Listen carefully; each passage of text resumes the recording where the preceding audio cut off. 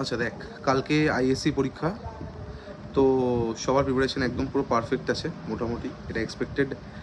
আর দেখ, তোরা যথেষ্ট ভালো করে প্রিপারেশন করেছিস, আমি বলবো এটা নিয়ে টেনশান নেওয়া বা অথবা প্যানিক করার কোনো দরকার নেই, ঠিক আছে? এখনও অবধি যা করেছিস, কালকে সকালবেলা শুধুমাত্র ফর্মুলা শিট রিভিশন করবি, রিয়াকশানের যে রিয়েজেন্ট সেগুলোকে রিভিশন করবি, আর যেরকম ভ্যান্ট অফ ফ্যাক্টর, ঠিক আছে, তো কলিগেটিভ প্রপার্টিজ, যেগুলো কলিগেটিভ ল যেগুলো রয়েছে সেগুলো, দেন তোর ওদিকে তোর গ্রাফগুলো দেখবি, ঠিক আছে? এলএন আর লগের যে তোর যেটা কিনা তোর একটা গ্রাফ ছিল, সেই গ্রাফটা দেখবি, এলএনে কী হয়, লগে কী হয়। আচ্ছা, ফার্স্ট ল থেকে কেমিক্যাল কাইনেটিক্সের ফার্স্ট ল থেকে অবভিয়াসলি কোশ্চেন দেবে, ঠিক আছে? ওখান থেকে কিন্তু কোশ্চেন একদম প্রপারলি অ্যাটেন্ড করিস। আর ইলেকট্রোকেমিস্ট্রি কিন্তু ফ্যারাডেজ লস থেকে কিন্তু কোশ্চেন আসবে।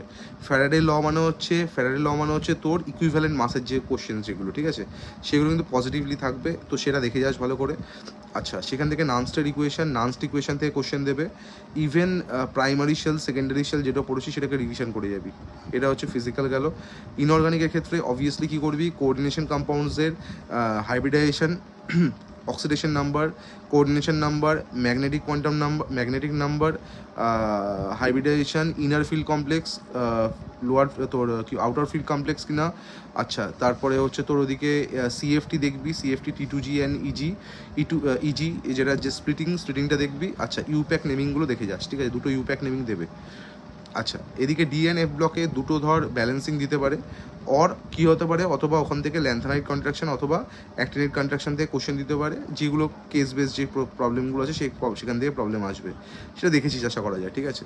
হ্যালো অ্যালকেন, হ্যালো অ্যারিন আসবে পরীক্ষায়, ঠিক আছে? 7 নম্বর আছে, তাহলে সেখান থেকে যে তোর অ্যালকেনের বয়লিং পয়েন্ট, ঠিক আছে, মেল্টিং পয়েন্ট, দেন তারপর অ্যাসিডিটি, কোনটা অ্যাসিডিক কোনটা বেসিক, এটা দেখে নিতে হবে, ঠিক আছে? আচ্ছা, আর অ্যালকেনের ক্ষেত্রে কনভার্সনস দেখবি। বায়োমলিকুলস বারবার করে বলছি 7 নাম্বার, ওটা কিন্তু একদম পুরো ছাক্কা 7 মানে 7 মার্কস রয়েছে ওখানে, ওটা কিন্তু করতেই হবে ম্যান্ডেটরিলি, ঠিক আছে? তো 7 মার্কস কিন্তু ভালো করে রিভিশন করে যাস।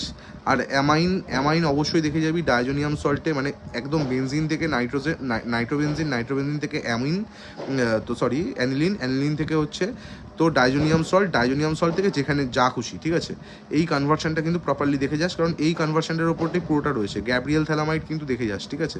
গ্যাব্রিয়েল থ্যালামাইডের কোশ্চেন কিন্তু অনেকবার এসছে, আমার মনে হয় পজিটিভলি এবছরও কিন্তু গ্যাব্রিয়েল থ্যালামাইড আসতে পারে, ইস পসিবিলিটিস, ঠিক আছে?